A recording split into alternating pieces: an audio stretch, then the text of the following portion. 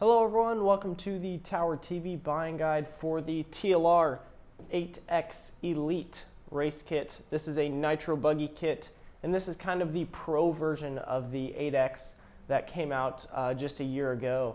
So we're going to go over this 8X Elite in depth so you can see all of the option parts that come on this nitro race buggy.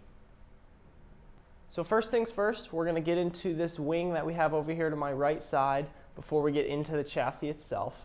Now the 8X Elite kit is going to come with two wings, the plastic black wing that originally came with the 8X, and then also this Lexan wing that's coming with the Elite, along with a 10mm wing riser, just to get the wing a little bit above the shock tower, get a little bit more drag on the wing. The 8X Elite, like the original 8X, comes with yellow wheels, just because they're a little bit faster than white wheels. That's why it comes with the yellow wheels. It does have sway bars included in the options part bag.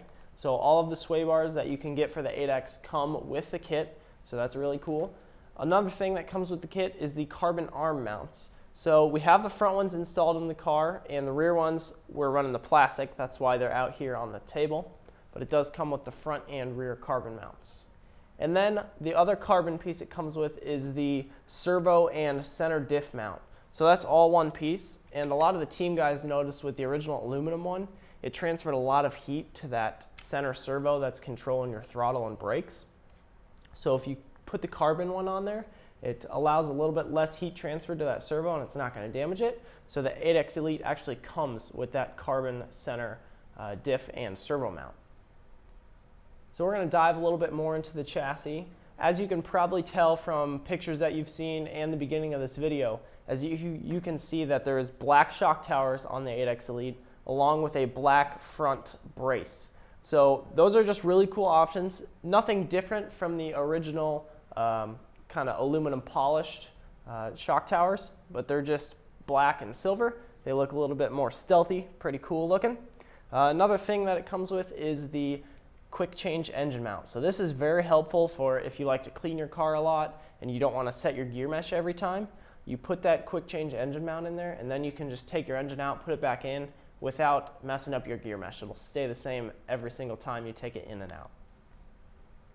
Okay, and then personally, one of the things that I think makes the biggest handling difference on the 8X is actually the smaller chassis. So it's got a 3mm shorter chassis, so it compacts the entire chassis. It doesn't really take it out of the rear or the front. The entire chassis is kind of optimized to be a little bit shorter. Just makes the car rotate a little bit better in those high grip tracks, and definitely helps in the bumpy sections because it's not as long. Helps it jump through the bumps a little bit. Going off those bumps, it does come with 3mm shock shafts on the 8X Elite, so that's definitely going to help in the bumpy and loose tracks. Just a bit more pack in those shocks to take up those big bumps. And to help in those bumps a little bit more is the front universals that are installed. There are updated rear CVAs, but the front universals are definitely going to help tracking the car through the bumps, help with a little bit of mid-corner steering, just getting it through that corner and helping with the bumps like I said. Now another thing that's cool is that this comes with plus 1mm hexes to make the car a little bit wider, a little bit more stable. That did not come on the 1.0, and a lot of the team guys found that that really helped their setup on the car just to get it a bit better on different track conditions. So if you're looking to get into nitro racing, I definitely recommend starting with a TLR 8X. Maybe throw some high-tech servos in there to get you started.